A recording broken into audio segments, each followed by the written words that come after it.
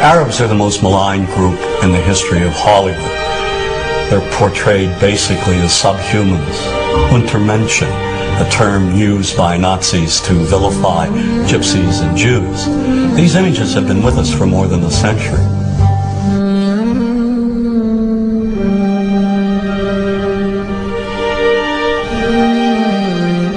For 30 years, I've looked at how we, particularly when I say we, image makers, have projected Arabs on silver screens. In my latest book, Real Bad Arabs, How Hollywood Vilifies a People, I looked at more than 1,000 films. Films ranging from the earliest, most obscure days of Hollywood to today's biggest blockbuster. And what I tried to do is to make visible what too many of us seem not to see. A dangerously consistent pattern of hateful Arab stereotypes. Stereotypes that rob an entire people of their humanity. All aspects of our culture project the Arab as villain. That is a given. There is no deviation.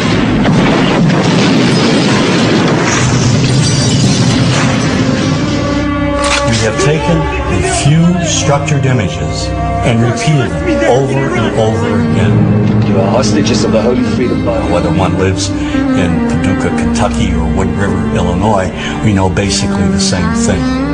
Listen to the sound of our God. We know the mythology.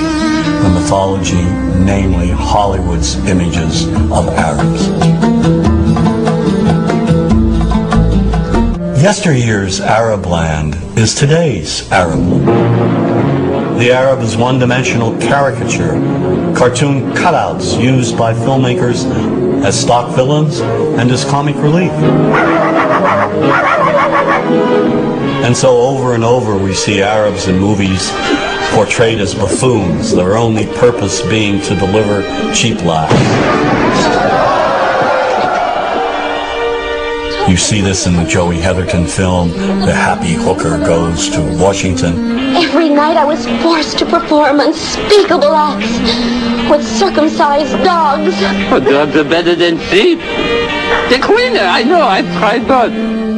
The stereotype has become so widespread that it's become invisible to people. And the reason being is that we've all grown up with these images. Just look at television. We now have TV shows telling us that, in addition to the Arab terrorists over there, American Arabs over here are also terrorists. Then there's Showtime's Sleeper Cell. Here a sinister network of Islamic groups operates on American street corners. Any homeless man could be part of this network. Even Western-looking Arabs are part of this anti-American conspiracy. We're at war with America, period. And we're going to win that war by convincing enough Americans through the spread of fear, insecurity, and terror to change their ways. The best way to teach that lesson is by attacking them where they live, work, and play. And this paranoia runs deep.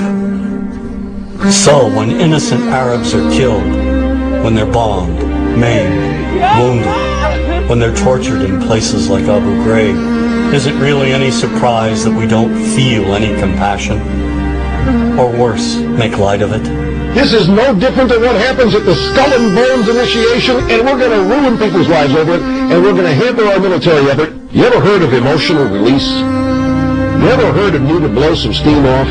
Well, yeah, sort of like hazing, a fraternity prank, sort of like that kind of fun. But the point is, everybody's been saying that this came from... We don't care about them. We've been preconditioned to think that those innocent civilians, clones of Al-Qaeda and Saddam Hussein, are one and the same and do not merit our sympathy, our understanding. And that's very dangerous.